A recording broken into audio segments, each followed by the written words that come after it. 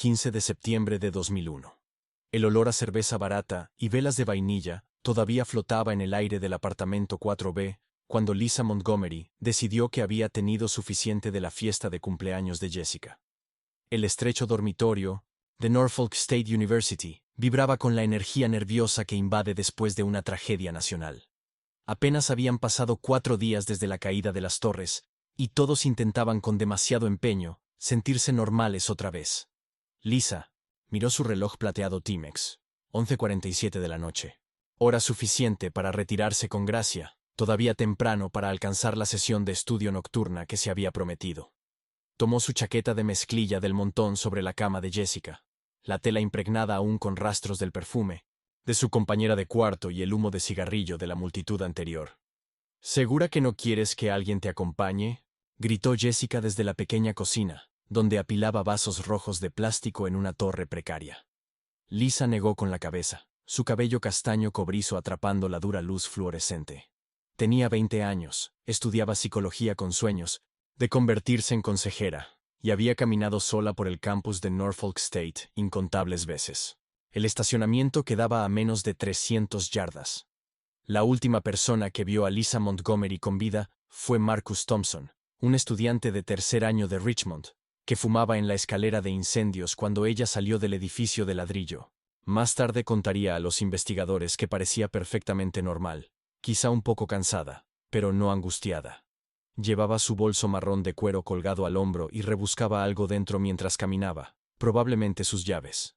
Marcus apagó el cigarrillo y volvió al interior sin darle importancia a aquella figura menuda que se perdía en los charcos ámbar de luz de las farolas que salpicaban el sendero hacia el estacionamiento de estudiantes. Las cámaras de seguridad del campus revelarían después los últimos momentos de libertad de Lisa, grabados con grano y sello de hora. A las 11:52 de la noche, apareció en la cámara 7, caminando frente al edificio de ciencias con su característica zancada rápida. La chaqueta estaba cerrada hasta arriba contra el frío de septiembre, y mantenía la cabeza gacha, enfocada en el camino. A las 11:54, la cámara 12 la captó acercándose al borde del estacionamiento. Se detuvo un instante, aparentemente revisando algo en su teléfono. Uno de esos nuevos modelos plegables que su padre le había insistido en llevar tras los atentados. Luego siguió adelante, saliendo del ángulo de la cámara y entrando en un vacío que la tragaría por completo. Si estás siguiendo esta investigación, asegúrate de suscribirte para no perderte las pruebas que durante más de 2 décadas las autoridades pasaron por alto. Cada detalle importa en casos como este. Su coche, un Honda Civic rojo de 1998, con la defensa trasera abollada y la calcomanía de estacionamiento de Norfolk State, fue hallado exactamente donde lo había dejado la mañana siguiente. La puerta del conductor estaba sin seguro. Sus libros de texto aún desparramados en el asiento trasero desde la sesión de estudio de la tarde. Pero Lisa Montgomery había desaparecido tan completamente como si la tierra se la hubiera tragado. La única huella fue su bolso de cuero marrón, descubierto a las 6:23 de la mañana por Carl Williams, trabajador de mantenimiento que vaciaba los cubos de basura junto al edificio de ciencias. El bolso estaba intacto, la cartera seguía dentro, con su credencial de estudiante sonriéndole a quien la encontrara. Pero sus llaves del coche habían desaparecido, igual que ella. El detective Raymond Keller llevaba 11 años en el departamento de policía de Norfolk cuando recibió la llamada a las 7 de la mañana del 16 de septiembre. Una estudiante universitaria desaparecida, vista por última vez alrededor de la medianoche. Normalmente, estos casos se resolvían en cuestión de horas. El joven se queda dormido en casa de un amigo, olvida llamar, aparece al mediodía con resaca y disculpas. Pero algo en la voz de la compañera de cuarto de Lisa, Sarah Chen, hizo que Keller se pusiera la chaqueta y condujera directo al campus. Había un temblor en sus palabras que hablaba de miedo real, no de simple preocupación molesta. El campus de Norfolk State University se sentía diferente esa mañana de domingo. Los estudiantes caminaban en grupos, las voces apagadas, mirando constantemente por encima del hombro. Los atentados en Nueva York y Washington habían dejado a todos en tensión, y ahora una de los suyos simplemente se había desvanecido. Patricia Williams, la decana de estudiantes, recibió a Keller en el edificio administrativo con ojeras profundas y una pila de reportes de incidentes acumulados desde el martes. 3 alumnas habían denunciado llamadas extrañas. 2 habían mencionado la sensación de ser seguidas. Una encontró la puerta de su dormitorio entreabierta al volver de clase, aunque nada parecía faltar. Deberíamos haber prestado más atención, admitió la doctora Williams, con las manos temblorosas mientras servía un café que ninguno de los dos bebería. Pero todos han estado tan paranoicos desde el 11 de septiembre, pensamos que solo era el ambiente nacional. Keller tomó notas en su cuaderno de cuero, el mismo que llevaba desde sus días de novato. Cada instinto le decía que no se trataba de una fuga voluntaria. Lisa Montgomery era estudiante de honor. Tenía un trabajo de media jornada en la biblioteca del campus. Llamaba a sus padres cada domingo por la mañana sin falta. Su padre, Robert Montgomery, ya había conducido las 4 horas desde Richmond y deambulaba por el estacionamiento como un animal enjaulado. Las primeras 48 horas se desdibujaron en una sinfonía de teléfonos sonando y desesperación creciente. Las grabaciones de seguridad del campus se revisaron cuadro por cuadro. Los últimos movimientos conocidos de Lisa se trazaron y se volvieron a trazar. Sus registros telefónicos no mostraban actividad inusual. La última llamada había sido a su madre a las 8:30 de la noche, para confirmar su conversación dominical. Su cuenta bancaria no había sido tocada. Su correo electrónico permanecía sin abrir. Cada amigo, compañero y profesor fue entrevistado, sus coartadas revisadas y verificadas. Robert Montgomery se transformó de padre preocupado a investigador implacable en cuestión de horas. Cubrió la ciudad con carteles de persona desaparecida, en cada superficie disponible, postes telefónicos, tablones del campus, ventanas de negocios locales. Los papeles tamaño carta mostraban el retrato de graduación de Lisa, su sonrisa radiante contra el fondo azul del fotógrafo, junto a estadísticas vitales que reducían a una joven vibrante a fríos datos. Estatura, 1,63, peso 57 kilos, cabello, castaño cobrizo, ojos marrones, última vez vista con vaqueros y chaqueta de mezclilla. Para el martes, voluntarios del Departamento de Bomberos de Norfolk ya estaban dragando el río Elizabeth. Los equipos de búsqueda peinaban los bosques que bordeaban. El campus entero fue registrado en busca de cualquier rastro de Lisa o de sus llaves desaparecidas. Las estaciones de noticias locales recogieron la historia, transmitiendo su fotografía entre actualizaciones sobre amenazas de anthrax y nuevas medidas de seguridad en los aeropuertos. Pero el campus permanecía inquietantemente silencioso, como si la tierra misma contuviera la respiración, esperando respuestas que se negaban a llegar. La investigación se expandió más allá de los terrenos universitarios cuando el detective Keller comenzó a sospechar que enfrentaban algo mucho más siniestro que un simple caso de persona desaparecida. Lo que más lo inquietaba eran las llaves del coche. ¿Por qué llevarse las llaves pero dejar el vehículo? ¿Para qué necesitaba alguien esas llaves que no pudiera lograr con el auto sin seguro? Esas preguntas lo perseguirían durante años, volviéndose más pesadas con cada día que pasaba sin respuestas.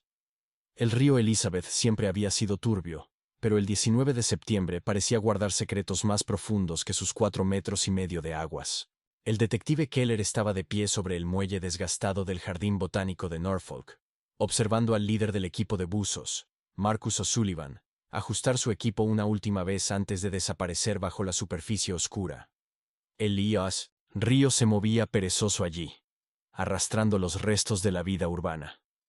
Carritos de supermercado, piezas de automóvil oxidadas y, en ocasiones, descubrimientos trágicos que nadie quería encontrar. Sarah Chen había sido quien sugirió buscar. En el río, la compañera de cuarto de Lisa estaba sentada en el asiento del pasajero del Crown Victoria, sin distintivos de Keller, sus pequeñas manos entrelazadas en el regazo, mientras fijaba la mirada en el agua ondulante. Solía correr por el sendero, junto al río, susurró Sarah, apenas audible por encima del rugido diésel del motor del bote de buceo. Todos los martes y jueves por la mañana, antes de su clase de las 8. Decía que le ayudaba a pensar. Lo que Sarah no mencionó hasta la tercera hora de espera fueron las llamadas telefónicas que habían estado acechando su dormitorio durante semanas, antes de la desaparición de Lisa. Siempre llegaban tarde en la noche, generalmente entre las 11 y la medianoche. El teléfono sonaba 3 veces, y cuando Sarah o Lisa contestaban, Solo escuchaban respiración al otro lado. No pesada ni amenazante, solo el sonido silencioso de alguien escuchando. Lisa pensaba que era algún estudiante de primer año haciendo «y bromas», admitió Sara, justo cuando otro buzo emergió sacudiendo la cabeza para indicar otro sector vacío. Pero podía notar que le molestaba más de lo que mostraba. Empezó a dejar que el contestador respondiera.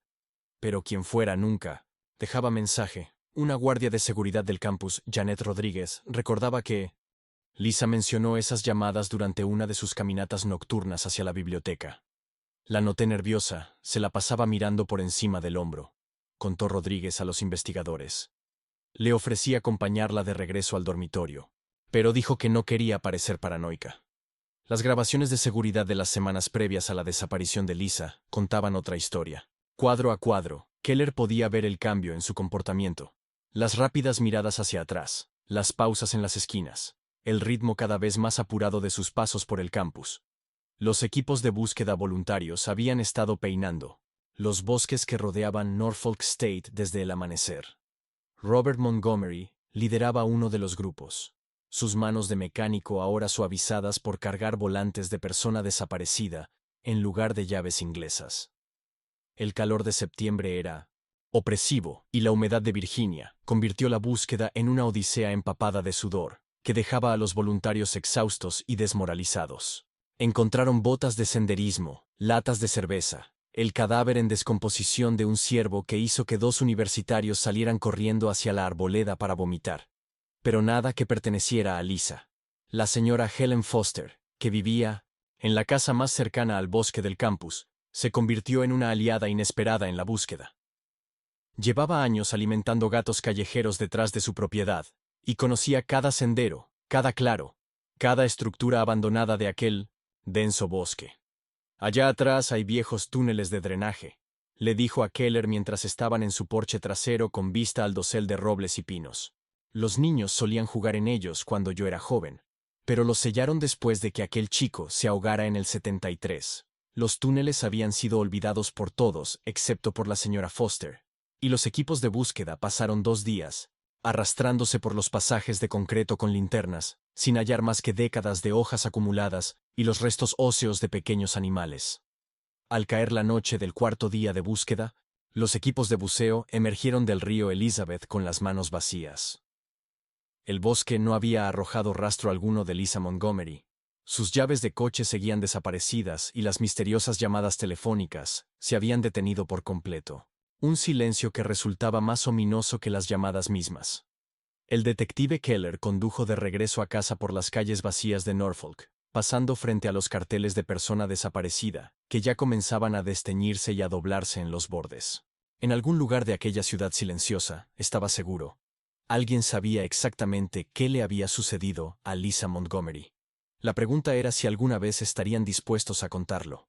Octubre trajo las primeras pistas reales en el caso de Lisa Montgomery, y con ellas, el primer sabor de cuán rápido la esperanza podía transformarse en demoledora decepción. El escritorio del detective Keller se convirtió en un paisaje de carpetas manila, cada una representando una posible revelación que en última instancia no conducía a nada. Las manchas de café en su protector de escritorio contaban la historia de incontables noches en vela persiguiendo sombras, y su esposa había dejado de preguntar cuándo volvería a cenar en casa. El primer sospechoso surgió del propio pasado de Lisa. Tyler Brennan, su exnovio de la secundaria, había estado llamándola persistentemente desde que comenzó la universidad. Los registros telefónicos de Lisa revelaron 17 llamadas sin respuesta desde el número de Tyler en las 2 semanas previas a su desaparición, junto con una serie de mensajes de voz cada vez más desesperados que seguridad del campus ayudó a recuperar del contestador de su dormitorio. «Sé que estás ahí, Lisa». Su voz crujía a través de los parlantes baratos. «Tenemos que hablar de lo que pasó entre nosotros. No voy a desaparecer de tu vida». La ironía de esas palabras no pasó desapercibida para nadie en la sala de investigación. Tyler trabajaba en una tienda de repuestos para automóviles en Richmond, y vivía con su madre en un apartamento estrecho, que olía a cigarrillos y sueños incumplidos. Cuando Keller y la detective María Santos llegaron a interrogarlo, encontraron a un joven cuya obsesión con Lisa había transformado su dormitorio en un santuario. Fotografías de ellos juntos, en el baile de graduación, En la fiesta de bienvenida y en varios eventos escolares, fotografías de ellos dos juntos cubrían cada superficie disponible. Un banderín de Norfolk State University colgaba sobre su cama, aunque Tyler jamás había asistido a la universidad. Su coartada para la noche del 15 de septiembre parecía sólida al principio. Había trabajado un turno doble en la tienda de repuestos, con tarjetas de horario y testimonios que lo confirmaban. Pero las tarjetas eran escritas a mano, y su gerente era su propio tío. Los testigos eran compañeros de trabajo que admitieron no recordar detalles específicos de aquel sábado por la noche. Durante 3 semanas, Tyler Brennan fue el foco de la investigación. Sus registros telefónicos fueron requeridos por citación judicial, su apartamento registrado, su computadora confiscada y analizada. La búsqueda reveló cientos de fotografías de Lisa descargadas del sitio web de Norfolk State y de redes sociales, junto con notas detalladas sobre su horario de clases y rutinas diarias. Pero no había evidencia que lo colocara en Norfolk la noche de su desaparición. El examen forense de su coche no reveló rastros de ADN de Lisa, ni señales de lucha, ni indicios de que ella hubiera estado dentro del vehículo. La segunda gran pista vino de Eddie Silver, trabajador de mantenimiento del campus, un hombre de 43 años con antecedentes criminales que incluían cargos por allanamiento y agresión en su juventud. Silver tenía acceso a todos los edificios del campus, incluidos los dormitorios, y varios estudiantes habían reportado verlo merodear cerca de las residencias femeninas después del horario permitido. Su supervisor, Chuck Williams, admitió que Silver solía trabajar turnos nocturnos en solitario, y que sus movimientos en esos horarios rara vez se controlaban. La entrevista de Silver en el departamento de policía de Norfolk duró 6 horas. Estaba nervioso, sudando a través de su uniforme de mantenimiento a pesar del aire acondicionado. Y sus respuestas eran inconsistentes. Afirmó haber estado en casa viendo televisión la noche en que Lisa desapareció, pero no pudo recordar qué programas había visto. Su exesposa, contactada por teléfono, declaró que Silver tenía antecedentes de comportamientos de acecho y había violado varias órdenes de alejamiento en el pasado. Pero al igual que Tyler Brennan, la investigación sobre Silver finalmente no llevó a nada. Su ADN no coincidía con ninguna evidencia de la escena, y pese a una vigilancia intensiva, los investigadores no pudieron encontrar ninguna conexión entre Silver y Lisa, más allá de su presencia en el campus. Las misteriosas llamadas telefónicas seguían siendo la pista más tentadora, pero también la más frustrante. Las llamadas provenían de teléfonos públicos repartidos por toda Norfolk, el 7-Eleven de la avenida Coley, la gasolinera cerca de la base naval, el vestíbulo del Hospital General de Norfolk. Cada lugar fue inspeccionado en busca de testigos, se revisaron las grabaciones de seguridad, pero el autor seguía siendo un fantasma. El detective Keller pasó horas de pie junto a cada teléfono público, intentando entender qué podía llevar a alguien a llamar repetidamente desde esos lugares específicos. El patrón no tenía sentido, y el silencio al otro lado de esas llamadas parecía burlarse de cada esfuerzo de la investigación. Para diciembre, el caso de Lisa Montgomery había generado más de 200 pistas, seguido 37 sospechosos potenciales y consumido miles de horas de trabajo, pero Lisa seguía desaparecida. Sus llaves de coche seguían sin aparecer, y las esperanzas de su familia se apagaban un poco más con cada día que pasaba. El expediente del caso se hacía cada vez más grueso, pero las respuestas parecían tan lejanas como en aquella primera y terrible mañana en que su compañera de cuarto se dio cuenta de que no había vuelto a casa.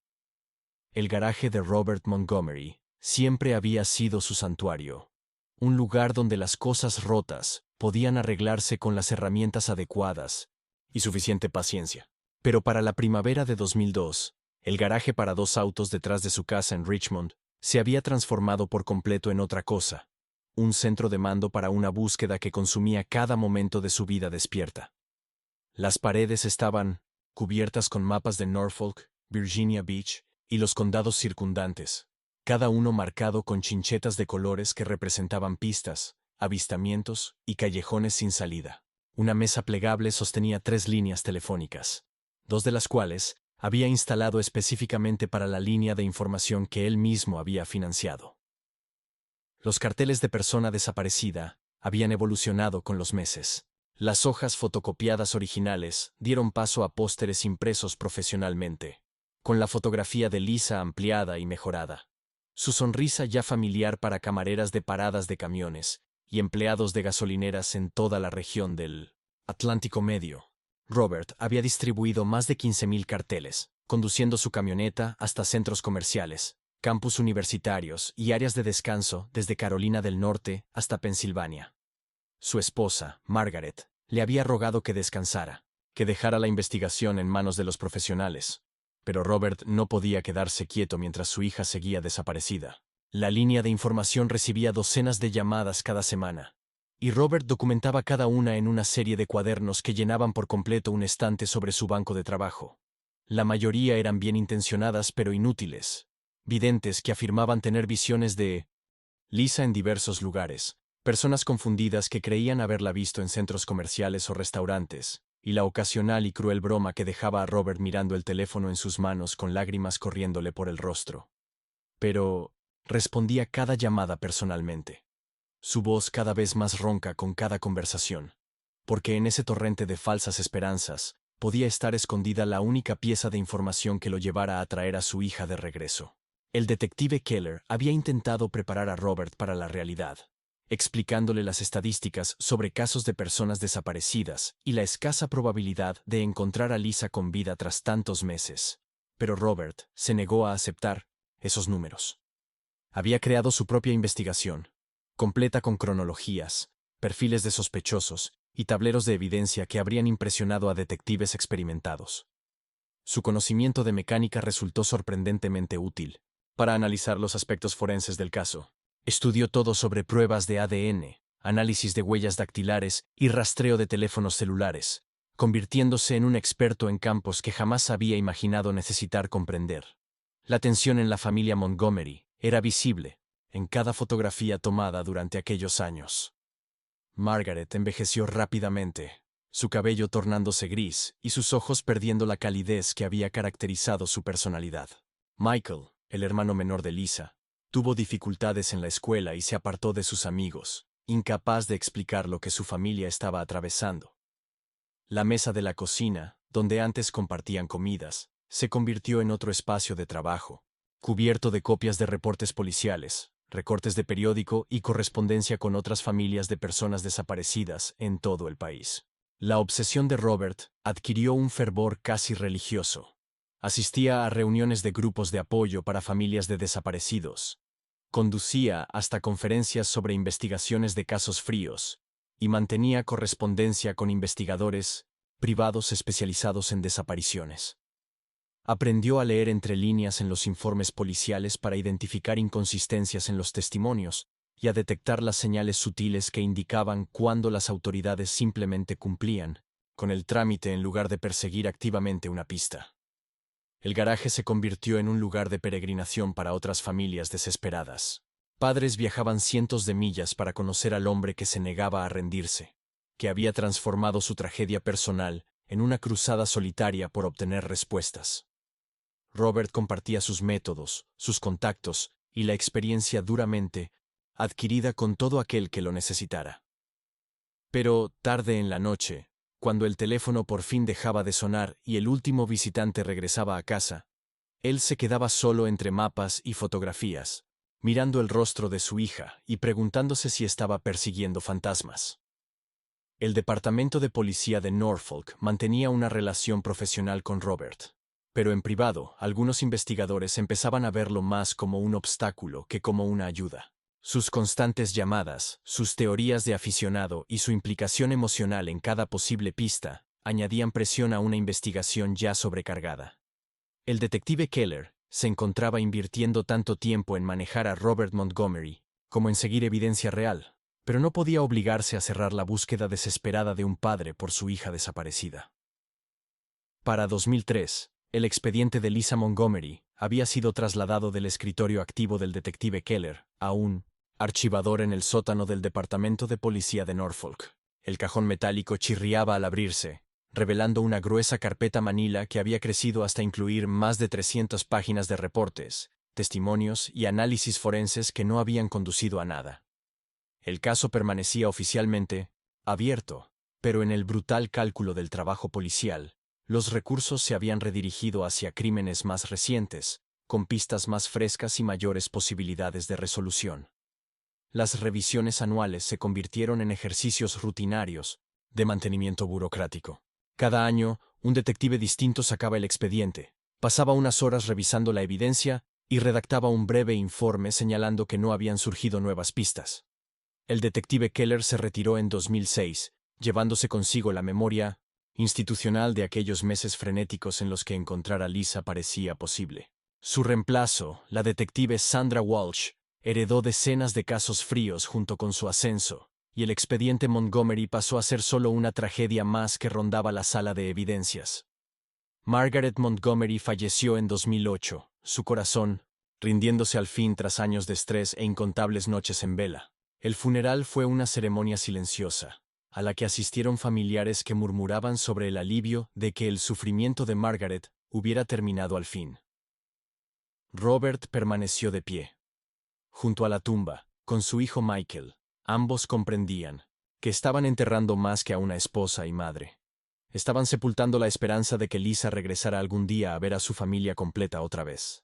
La tecnología que en 2001 había parecido tan prometedora, había avanzado rápidamente, pero el caso de Lisa Montgomery parecía inmune al progreso. El análisis de ADN se había vuelto más sofisticado, la informática forense había revolucionado, la investigación criminal y las bases de datos habían crecido hasta incluir millones de perfiles. Sin embargo, ninguno de estos avances arrojó nueva información sobre lo que le había ocurrido a Lisa, ni sobre dónde podrían encontrarse sus restos. La evidencia recolectada en la escena original había sido probada y vuelta a probar, analizada por múltiples laboratorios y contrastada contra bases de datos nacionales, pero los resultados seguían siendo desesperantemente inconclusos. El garaje de Robert se transformó gradualmente de un centro de mando activo en un monumento a la obsesión. El número de la línea de información fue desconectado en 2010, cuando Robert ya no pudo costear los cargos mensuales. Los mapas en las paredes comenzaron a desteñirse y a doblarse en los bordes, con chinchetas de colores que marcaban lugares que ya no parecían relevantes. Los cuadernos llenos de pistas y teorías acumulaban polvo en su estante, sus páginas, relatando una década de falsas esperanzas y callejones sin salida. El caso resurgía de vez en cuando en los medios locales, generalmente en el aniversario de la desaparición de Lisa, o cuando un nuevo desarrollo en un caso similar llevaba a los reporteros a revisitar viejos misterios. Esos artículos seguían un patrón predecible, un repaso de los hechos básicos, algunas frases de los familiares sobre no perder la esperanza, y un recordatorio para que cualquiera con información contactara con el departamento de policía de Norfolk. Pero el teléfono rara vez sonaba con nuevas pistas, y, cuando lo hacía, la información proporcionada solía ser una repetición de viejas teorías o recuerdos confusos de personas que habían visto demasiadas historias de desaparecidos. En televisión, el campus de Norfolk State University también había seguido adelante. Cada otoño llegaban nuevos estudiantes, ajenos a la tragedia que había ocurrido en el estacionamiento donde ahora dejaban sus coches sin pensar. El edificio de ciencias, donde se encontró el bolso de Lisa, fue renovado en 2012, su exterior, limpiado y modernizado, para atraer a futuros alumnos que nunca habían oído hablar de Lisa Montgomery. El dormitorio donde ella había vivido fue demolido en 2015 para dar paso a un nuevo centro estudiantil, borrando una de las últimas conexiones físicas con la noche de su desaparición. La salud de Robert comenzó a deteriorarse a finales de 1900 y sus 60 años, los años de estrés y de dedicación obsesiva cobrando factura en su cuerpo. Michael lo animaba a mudarse a una casa más pequeña, a dejar atrás el garaje y sus dolorosos recuerdos. Pero Robert no podía soportar la idea de abandonar el único lugar donde el caso de Lisa seguía vivo. Continuó revisando páginas web de personas desaparecidas, siguiendo noticias sobre investigaciones de casos fríos y manteniendo la esperanza de que, en algún lugar, de algún modo, alguien recordara algo que finalmente brindara las respuestas que su familia llevaba buscando por más de 2 décadas.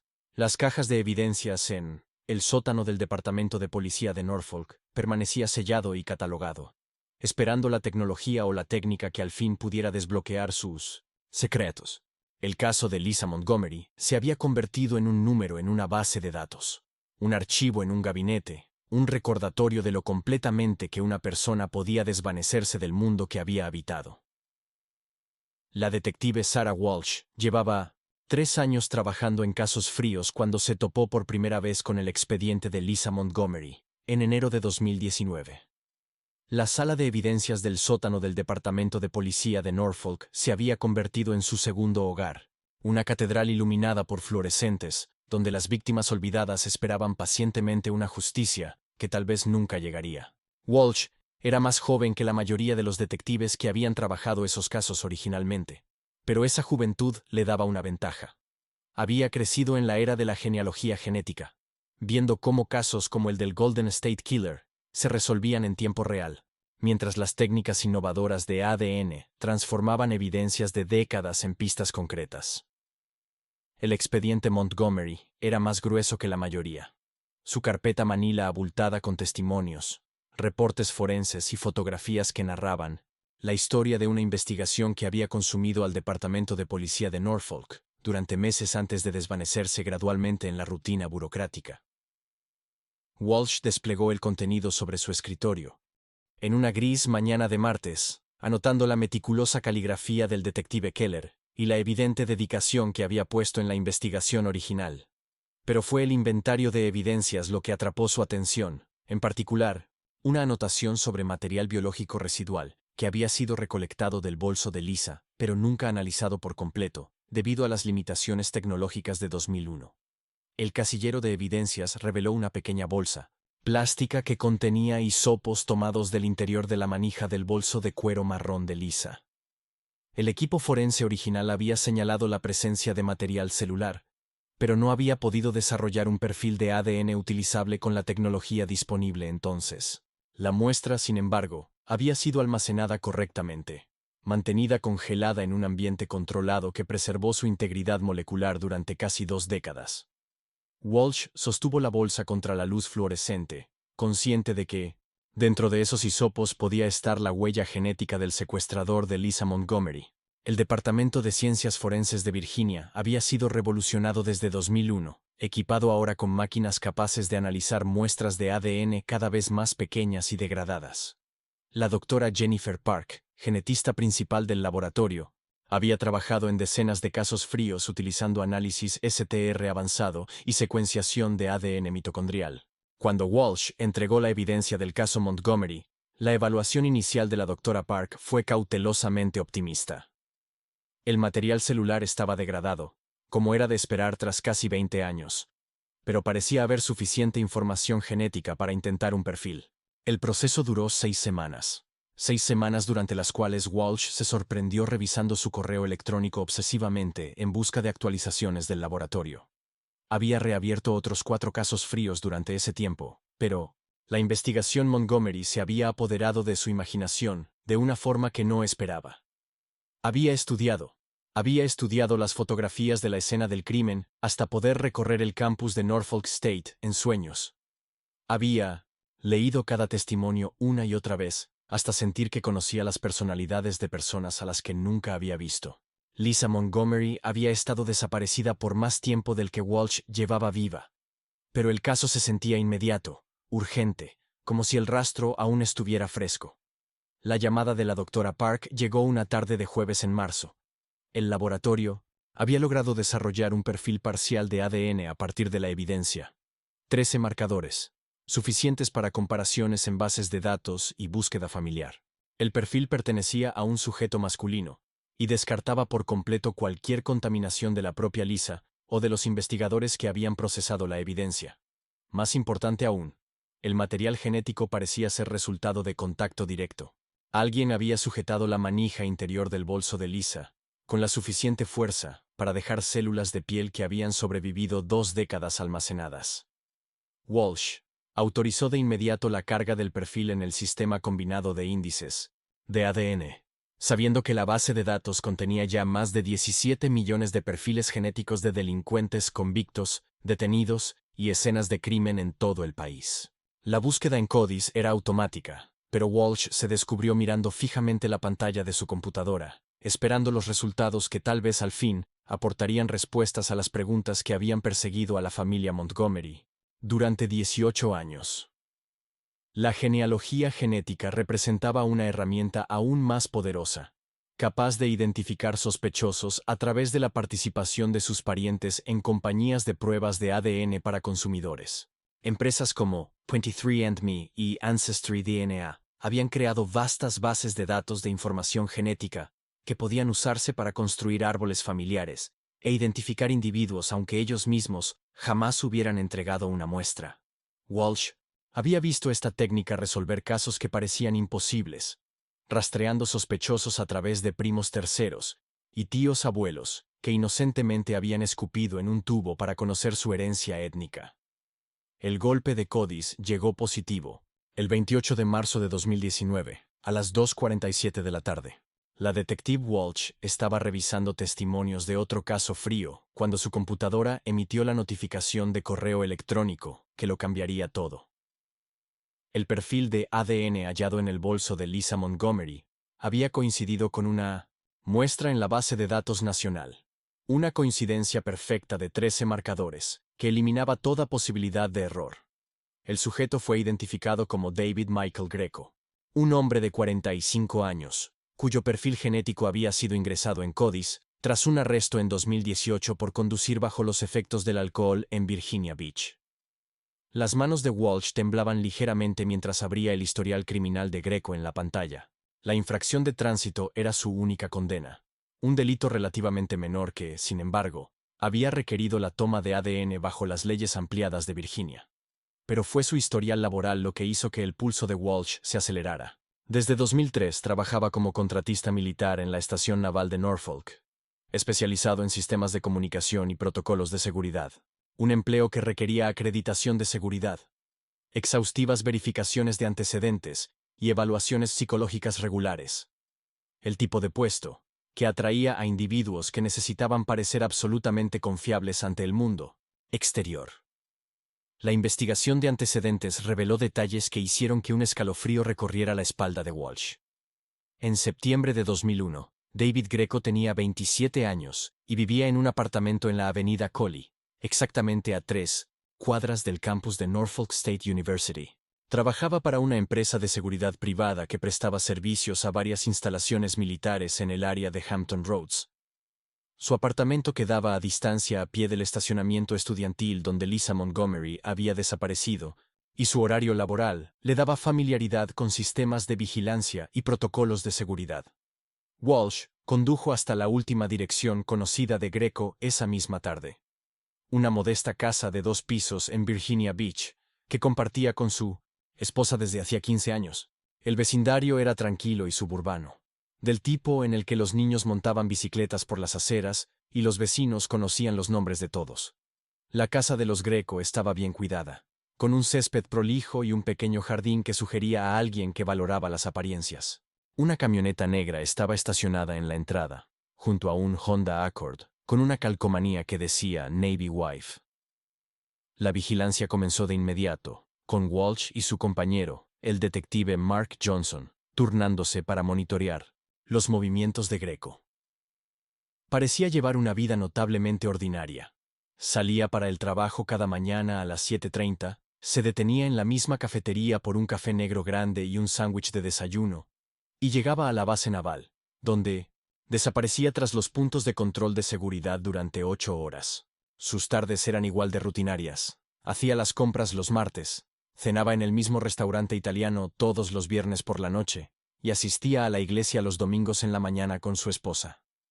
Carol Greco había conocido a su esposo en 2006 en un grupo religioso para solteros, y su matrimonio había sido descrito por amigos como estable y sin sobresaltos. Ella trabajaba como enfermera en el Hospital General de Norfolk y participaba activamente en varias organizaciones benéficas. La pareja no tenía hijos, algo que Carol mencionaba a sus amigas como una fuente de silenciosa tristeza dentro de un matrimonio por lo demás sereno.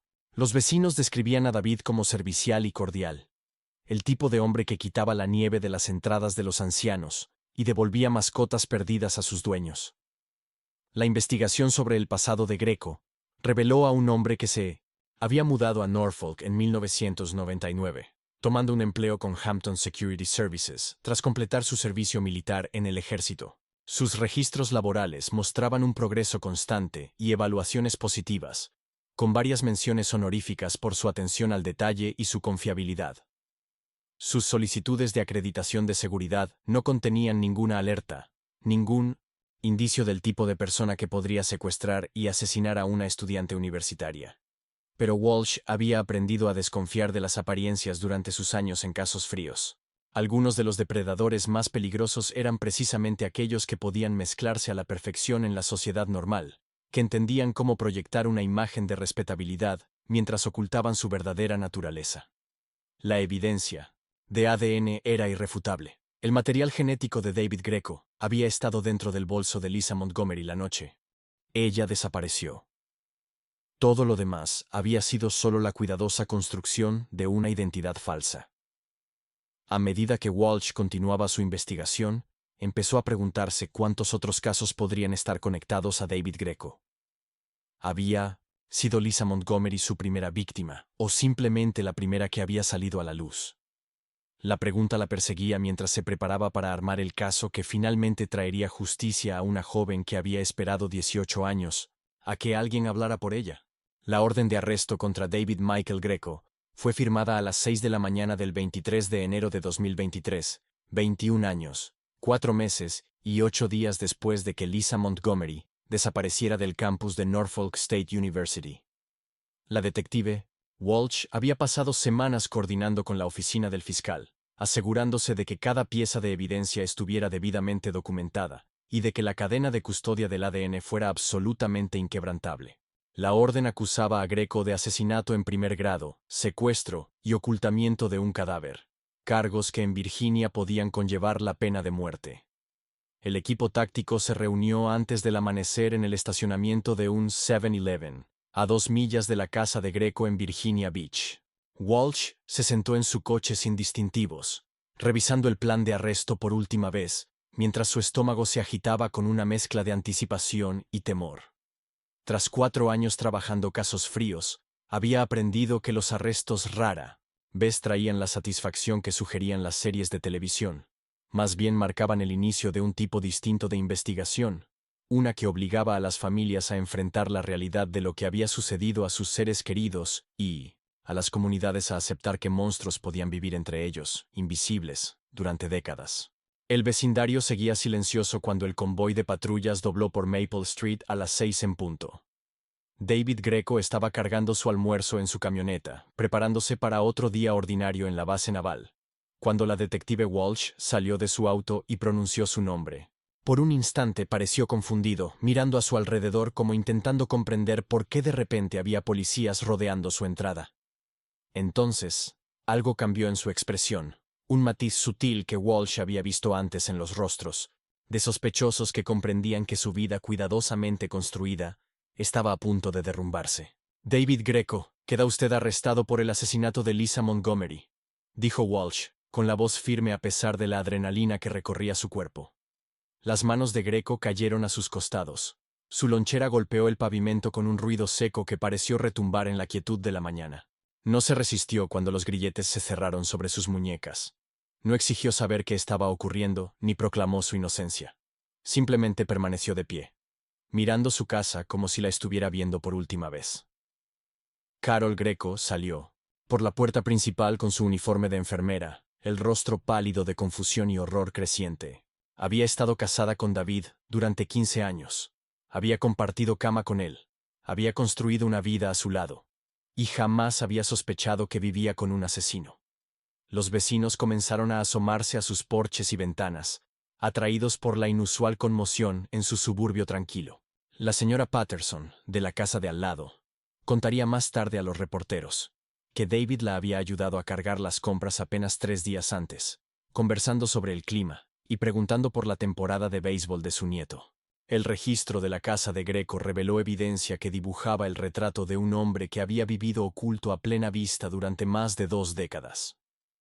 En el sótano, los investigadores encontraron una caja que contenía recortes de periódico sobre la desaparición de Lisa Montgomery, junto con artículos sobre otras mujeres desaparecidas en el área de Hampton Roads. El análisis de su computadora reveló búsquedas en Internet sobre pruebas de ADN, investigaciones de casos fríos y tecnología forense, búsquedas que sugerían que Greco había seguido el progreso de la investigación durante años. La revelación de que David Greco había vivido como un miembro respetado de la comunidad mientras ocultaba secretos tan oscuros sacudió a Virginia Beach y Norfolk. Sus compañeros de trabajo en la base naval luchaban por reconciliar al hombre servicial y confiable que conocían con el monstruo descrito en la orden de arresto. Su congregación religiosa organizó reuniones de oración de emergencia para procesar la noticia. Los noticieros locales transmitieron su fotografía junto a la de Lisa, pidiendo a los televidentes que llamaran a la policía si recordaban algún comportamiento sospechoso o si tenían información sobre otras posibles víctimas. Carol Greco presentó la demanda de divorcio a la semana del arresto, diciéndoles a sus amigas que sentía como si hubiera estado casada con un extraño. El hombre que creyó conocer nunca había existido. Había sido una persona cuidadosamente construida para ocultar al depredador que llevaba dentro. Se mudó de la casa que compartían a un apartamento temporal, dejando atrás 15 años de recuerdos permanentemente contaminados por la verdad sobre quién era en realidad su esposo. La confesión llegó el 14 de febrero de 2023, en una sala de interrogatorios estéril del Departamento de Policía de Norfolk, donde David Greco se sentó frente a la detective Walsh y al fiscal adjunto Michael Rivera. Su abogado le había aconsejado aceptar un acuerdo de culpabilidad que lo libraría de la pena de muerte, a cambio de revelar la ubicación de los restos de Lisa Montgomery y proporcionar detalles sobre lo ocurrido aquella noche de septiembre de 2001. La voz de Greco apenas era un susurro mientras relataba que había estado conduciendo por el campus de Norfolk State esa noche, asegurando que solo tomaba un atajo de regreso a casa después del trabajo. Dijo que había visto a Lisa caminando sola en el estacionamiento y le ofreció llevarla, diciéndole que su coche parecía tener una llanta pinchada. Cuando ella se acercó a mirar, la obligó a entrar en su vehículo a punta de cuchillo. El relato surgió en fragmentos inconexos, cada detalle más aterrador que el anterior, mientras Greco describía cómo condujo a Lisa hasta un área remota de bosques, cerca del Great Dismal Swamp. El lugar que indicó era una sección de bosque denso, a unos 45 minutos de Norfolk, accesible únicamente por un antiguo camino maderero, cubierto de maleza y abandonado hacía décadas. Los equipos de búsqueda encontraron los restos de Lisa, enterrados bajo 60 centímetros de arcilla de Virginia, junto con sus llaves de coche desaparecidas y el reloj plateado Timex que llevaba aquella noche. El hallazgo trajo tanto un cierre y renovado dolor para Robert Montgomery, que había pasado 22 años aferrado a la esperanza imposible de que su hija aún pudiera estar con vida. Tenía 67 años cuando por fin supo lo que le había ocurrido a Lisa. Los años de búsqueda habían hecho mella en él, dejándolo frágil y encanecido. Pero la noticia del arresto de Greco encendió algo en su interior que su familia no había visto en décadas. Asistió a cada audiencia judicial, sentado en 1900, primera fila, mirando fijamente al hombre que había destruido la vida de su familia. Cuando Greco fue condenado a cadena perpetua sin posibilidad de libertad condicional, Robert sintió algo que quizá era alivio, aunque mezclado con la amarga certeza de que ninguna justicia podía devolverles los años que les habían robado. El caso despertó un renovado interés en otras desapariciones sin resolver en Virginia y Carolina del Norte. Los investigadores comenzaron a revisar expedientes de finales de los 90 y principios de los 2000, buscando conexiones con David Greco o patrones de comportamiento similares. 3 casos más mostraban posibles vínculos. Jóvenes que habían desaparecido de campus universitarios o centros comerciales, sus coches encontrados abandonados y sus cuerpos jamás recuperados. Greco se negó a hablar de otras posibles víctimas, manteniendo su inocencia en todos los crímenes excepto en el asesinato de Lisa. El campus de Norfolk State University celebró un servicio conmemorativo en honor a Lisa Montgomery en abril de 2023, al que asistieron cientos de estudiantes que nunca la conocieron, pero que entendían la importancia de recordar su vida más allá de su muerte. Se estableció un fondo de becas con su nombre, destinado a apoyar a estudiantes de psicología que quisieran seguir carreras en consejería y defensa de víctimas. El estacionamiento donde había desaparecido fue renombrado Montgomery Memorial Plaza, con un pequeño jardín y una placa de bronce que llevaba su fotografía y las fechas de su nacimiento y de su muerte. La detective Walsh continuó trabajando casos fríos, pero la investigación Montgomery había cambiado su manera de abordar el trabajo. comenzó a abogar por un mayor financiamiento para pruebas de ADN y programas de genealogía genética, hablando en conferencias sobre la importancia de preservar la evidencia incluso cuando los casos parecían perdidos. Las técnicas que resolvieron el caso de Lisa se perfeccionaban y mejoraban cada año, ofreciendo nuevas esperanzas a familias que llevaban décadas esperando respuestas. La resolución del caso de Lisa Montgomery trajo un cierre para su familia, pero también planteó inquietantes preguntas sobre cuántos otros depredadores podrían estar ocultos a simple vista dentro de comunidades aparentemente normales. David Greco había vivido libre durante más de 2 décadas después de cometer un asesinato, construyendo relaciones, ganándose la confianza de vecinos y compañeros de trabajo, y manteniendo una fachada de respetabilidad que le permitió escapar a la detección. Si has estado siguiendo esta investigación, comparte tus pensamientos en los comentarios y suscríbete para mantenerte al día sobre otros casos fríos.